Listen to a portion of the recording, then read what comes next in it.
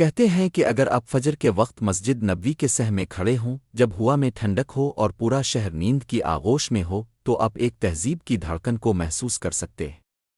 یہ کوئی آواز نہیں، کوئی ارتعاش نہیں، بلکہ کچھ اور گہرا ہے، جیسے ایک قوم کی روح جو وقت کے دامن میں گونجتی ہو۔ یہ صرف ایک مسجد نہیں ہے، کبھی تھی بھی نہیں۔ یہ محبت، قربانی، بصیرت اور ایمان سے بھی بڑھ کر ایک طاقتور جذبے، یعنی صدیوں تک دین کی حفاظت اور خدمت کی خواہش کی زندہ علامت ہے۔ مدینہ کا یہ مقدس مقام راز رکھتا ہے، خزانے نوادرات کے نہیں بلکہ روحانی سچائیوں کے، ان لمحوں کے جب فیصلے نام و نمود کے لیے نہیں بلکہ لوگوں کے لیے، امت کے لیے اور سب سے بڑھ کر نبی کریم کے لیے کیے گئے۔ یہ اس کہانی کی ابتدا ہے کہ کس طرح مسجد نبوی کی دیواروں نے محبت کی زبان بولنا سیکھا۔ جب نبی کریم محمد مدینہ تشریف لائے تو نہ تو تخت و تاج ان کے استقبال کو موجود تھے اور نہ ہی محلات، بلکہ دلوں کے دروازے ان کے لیے کھلے ہوئے تھے۔ اب ایک فاتح کی حیثیت سے نہیں بلکہ لوگوں کی امیدوں کے نگہبان بن کر آئے۔ اس وقت جب طاقت عیش و عشرت کی طلبگار ہو سکتی تھی، اپنے صرف ایک سادہ سے قطع زمین مانگا۔ یہ زمین 2 یتیم بچوں کی ملکیت تھی، ایک معمولی سا قطع جو کھجوریں سکھانے کے کام آتا تھا۔ اپنی روایتی شفقت سے اپنے انہیں قیمت ادا کی، حالانکہ انہوں نے خوشی سے زمین وقف کر دی تھی۔ پھر آپ کے صحابہ نے اپنے ہاتھوں سے مسجد نبوی کی پہلی بنیاد رکھی۔ کھجور کے تنوں کو ستون بنایا گیا، پتوں سے چھت تیار کی گئی اور کچی مٹی کی اینٹوں سے دیواریں تعمیر ہوئیں۔ مگر اس سادگی میں ایک عظمت کا بیج چھپا تھا۔ دیکھیں، مسجد نبوی کا اصل راز یہی ہے کہ یہ صرف ایک عبادت کا نہیں تھی۔ یہ ایک درسگاہ تھی جہاں علم سب کے لیے کھلا تھا۔ یہ ایک عدالت تھی جہاں انصاف امیروں تک محدود نہیں تھا۔ یہ غریبوں کے لیے پناہ گاہ، مشوروں کی مجلس، مہاجرین کا ٹھکانہ اور دنیا کے سب سے انقلابی پیغام کی بنیاد تھی۔ اس ابتدائی خاکے میں شان و شوکت نہیں بلکہ خدمت کا جذبہ تھا، اور یہی جذبہ بعد کی تمام توسیعت کی بنیاد بنا۔ صرف جگہ نہیں بڑی، خدمت کا دائرہ بھی بڑھا۔ جب نبی کریم وصال فرما گئے تو اب کے خلفاء نے سمجھا کہ انہوں نے صرف ایک عمارت نہیں بلکہ ایک امانت ورثے میں پائی ہے۔ حضرت عمر جو انصاف اور بصیرت میں بے مثال تھے، بڑھتی ہوئی آبادی کو دیکھ کر دوبارہ توسیع کا فیصلہ کرتے ہیں۔ لیکن وہ صرف دیواریں نہیں بڑھاتے، وہ نئی جگہیں بناتے ہیں، ایک وہ جہاں شاعری پڑھی جا سکے اور ایک جہاں قانونی بحثیں ہوں۔ وہ جانتے تھے کہ مسجد کی روح صرف نماز میں نہیں بلکہ اس انسانی تجربے میں ہے جو نور الہی سے رہنمائی پاتا ہے۔ پھر آئے حضرت عثمان، تیسرے خلیفہ، جو نرمی اور سخاوت میں مشہور تھے۔ انہوں نے دیکھا کہ کچی مٹی اور لکڑی کی بنی مسجد وقت کا مقابلہ نہیں کر سکتی، لہذا انہوں نے مضبوط پتھروں اور قیمتی ساگوان کی لکڑی سے مسجد کو دوبارہ تعمیر کیا، عیش و عشرت کے لیے نہیں بلکہ اس عظیم مقصد سے محبت کی بنا پر جس کی یہ علامت تھی۔ ان کا راز بصیرت تھا۔ وہ صرف اپنے وقت کے لیے نہیں بلکہ آنے والے زمانوں کے لیے بنا رہے تھے، تاکہ صدیوں بعد انڈونیشیا نائجیریا سے آنے والا کوئی حاجی اسی رحمت کے سائے میں کھڑا ہو سکے۔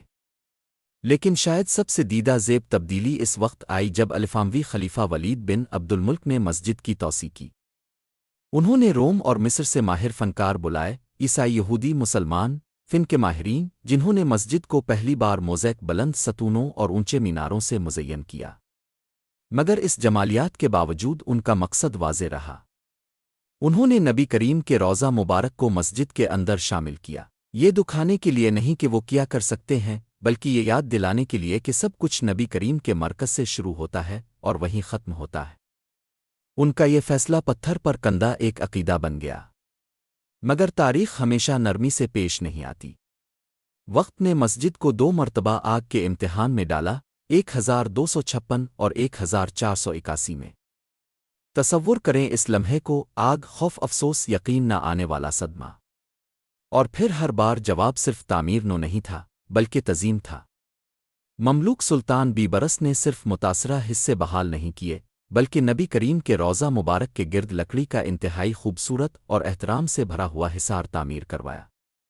گویا وہ کہنا چاہتے ہوں، آگ ہماری محبت کو نہیں جلا سکتی۔ دوسری آگ، جو زیادہ تباکن تھی، نے سلطان قاتبی کو حرکت میں لایا۔ انہوں نے مصر سے سینکڑوں معمار بھیجے اور کسی خرچ کی پرواہ نہ کی، مگر انہوں نے جو چیز دی وہ آسائش نہیں بلکہ عقیدت میں ڈھلا ہوا فن تعمیر تھا۔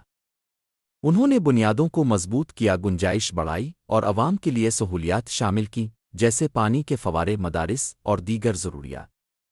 ہر سنگ مرمر، ہر چمکتی ہوئی ٹائل میں اس شخص کے نشان تھے جو جانتا تھا کہ وہ صرف عمارت نہیں بلکہ ایک ورثہ محفوظ کر رہا ہے۔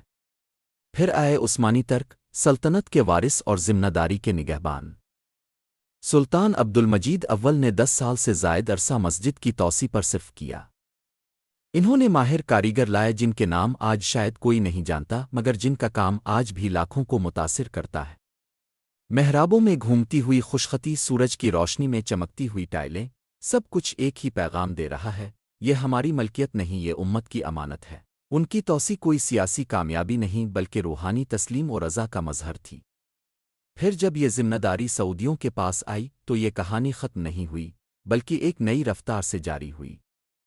شاہ عبدالعزیز نے جدیدیت کی بنیاد رکھی، لیکن شاہ فہد اور شاہ عبداللہ نے وہ کر دکھایا جو شاید کسی نے نہ سوچا ہو: 20ویں صدی کی مسجد کو 21ویں صدی کا معجزہ بنا دیا۔ کھلنے والے چھتری نما سائبان، ہزاروں کو ٹھنڈک دینے والے ایئر کنڈیشنر اور فرشتوں کے پروں جیسے پھیلنے والے سائے، یہ سب کچھ جدید ضرورت تھی مگر عقیدت میں لپٹی ہوئی۔ انہوں نے روضہ رسول کی حرمت کو باقی رکھا اور ارد گرد سب کچھ وسیع کر دیا۔ ان کا راز وسعت میں تھا مگر نزاکت کے ساتھ، تاکہ لاکھوں افراد دنیا کے کونے کونے سے آئے ہوئے زائرین اس جگہ کو اپنا محسوس کر سکیں۔ اور آج جب اب بلند میناروں کے نیچے کھڑے ہوتے ہیں یا ٹھنڈے سنگ مرمر پر قدم رکھتے ہیں تو ایک گہرا احساس جاگتا ہے۔ مسجد پھیل نہیں رہی، وہ سانس لے رہی ہے۔ ہر نسل نے اس میں ایک سانس کا اضافہ کیا ہے۔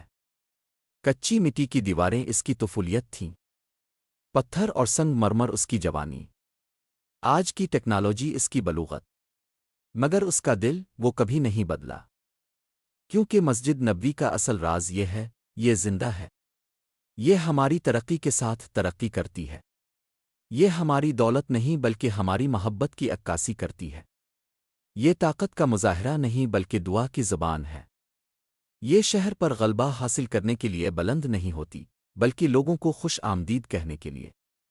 اور جب بھی یہ دوبارہ تعمیر ہوئی تو کانپتے ہاتھوں اور عقیدت بھرے دلوں سے۔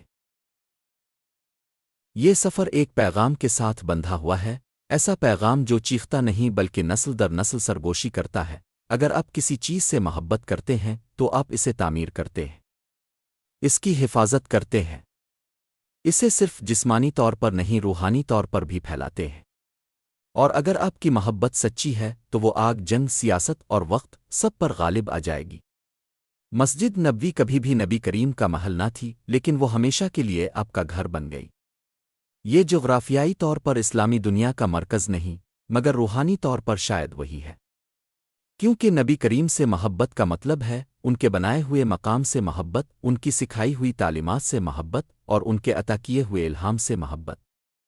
تو جب بھی آپ وہاں جائیں یا محض اس کی تصویر دیکھیں، ایک لمحے کو رکیں، کانوں سے نہیں دل سے سنیں، تاریخ کی پرتوں کو محسوس کریں، ہر دور کے مزدوروں کی گونج، اس درخت کی سسکی جو نبی کریم کے لمس کو ترستا رہا، ان غریبوں کی دعائیں جو اس کے سائے میں عزت پاتے رہے، ان لوگوں کا پسینہ جو شہرت کے لیے نہیں صرف اللہ کے لیے تعمیر کرتے رہے۔